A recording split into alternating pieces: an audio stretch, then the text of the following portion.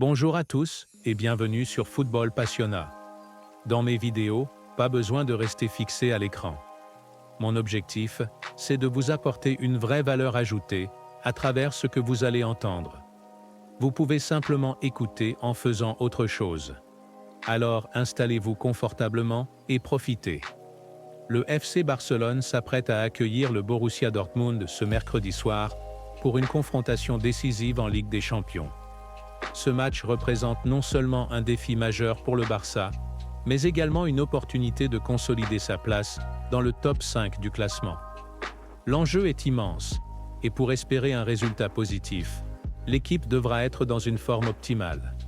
Chaque joueur, de Lamine Yamal à Rafinha, en passant par Lewandowski, Dani Olmo, Pedri, Casado, Balde, Koundé, Íñigo Martínez, Peña et même Jules Koundé, devra être prêt à donner le meilleur de lui-même.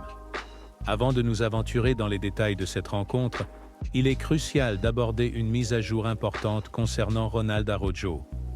Bien qu'il soit inclus dans le groupe pour ce match, il ne figurera pas sur la liste des joueurs disponibles sur le terrain. Cette décision, dictée par des considérations stratégiques, est principalement symbolique. Selon les informations fournies par Xavi Miguel, Hansi Flick, l'entraîneur du Barça, souhaite qu'Araujo continue de participer aux entraînements collectifs, afin de maintenir son rythme et son intégration au sein de l'équipe. Un choix judicieux pour préparer un retour effectif lors de la rencontre prévue contre Leganés ce dimanche. L'importance de ce retour ne peut être sous-estimée. Araujo, en tant que pilier défensif, permettra de soulager une défense centrale surchargée. Íñigo Martínez et Cubarsí, malgré leurs performances solides, ont accumulé un nombre conséquent de minutes depuis le début de la saison, en l'absence d'alternatives fiables comme Eric Garcia ou Christensen, souvent indisponibles en raison de blessures. Ce retour ne pourrait pas arriver à un meilleur moment pour le FC Barcelone. Flick fera même comprendre qu'il est très heureux du retour d'Araujo en disant « Je ne veux pas parler de la position d'Araujo. C'est quelque chose que nous verrons demain. Mais nous sommes très heureux de le retrouver.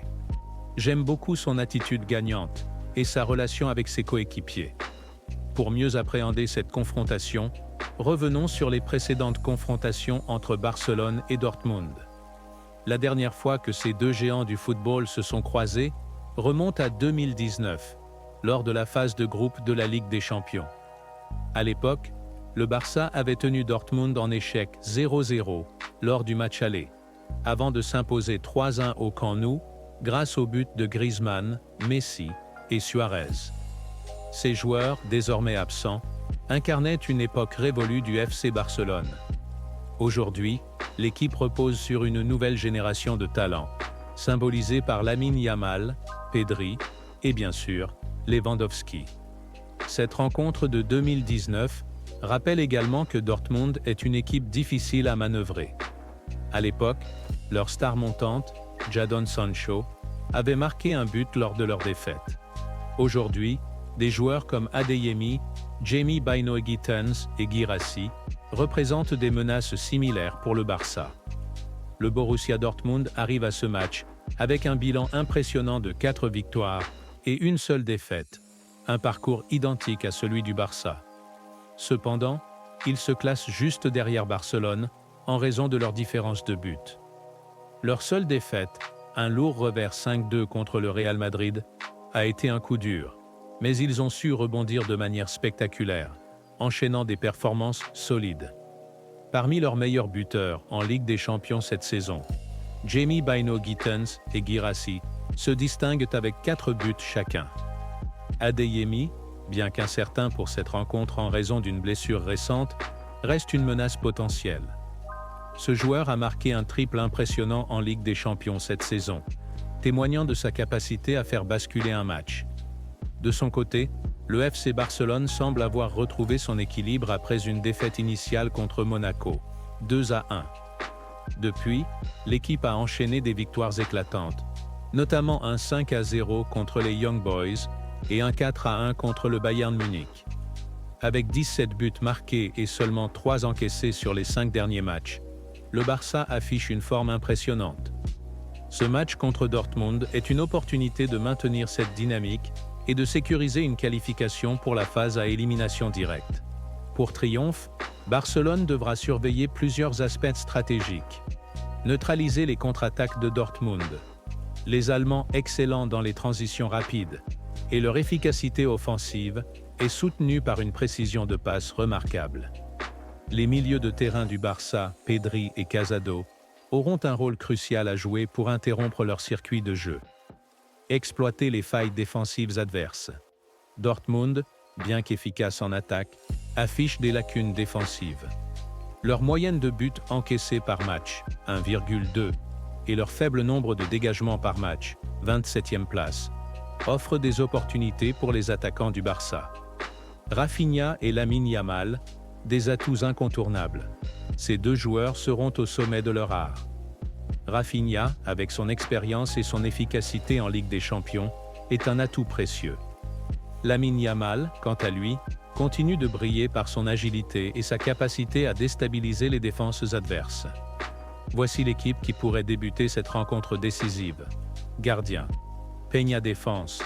Koundé, Cubarsí, Íñigo Martínez, Baldé milieu. Pedri, Casado, Dani Olmo attaque.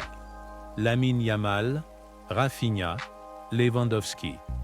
Ce match contre Dortmund est bien plus qu'une simple rencontre de phase de groupe.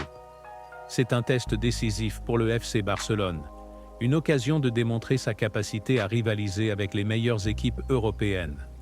Les défis sont nombreux, mais les opportunités le sont tout autant. En passant en conférence de presse, Flick n'a pas montré une once de doute sur le fait que l'équipe ramènerait les 3 points demain en disant « Nous avons montré dans de nombreux matchs de quoi nous étions capables. Madrid, Bayern, etc.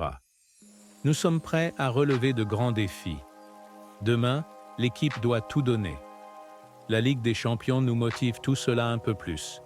Il est normal de ne pas jouer de très bons matchs pendant toute une saison. L'équipe en connaît les raisons, et je suis sûr que si nous jouons avec confiance et conviction, nous pouvons être bien meilleurs. J'ai une confiance absolue en mon équipe. Nous avons 3 matchs devant nous pour terminer l'année, et nous voulons être concentrés. C'est l'un des plus beaux terrains, avec une ambiance spectaculaire. J'aime cette ambiance fantastique, qui motive beaucoup les joueurs. Il y a eu des matchs dans lesquels nous avons montré notre qualité. Et c'est normal parfois avoir des matchs moins bons. Et vous? Que pensez-vous de cette rencontre? Quels joueurs aimeriez-vous voir sur le terrain? N'hésitez pas à partager vos avis dans les commentaires. Abonnez-vous à Football Passionna pour plus d'analyses et de discussions sur le FC Barcelone. Rendez-vous après le match pour débriefer ensemble.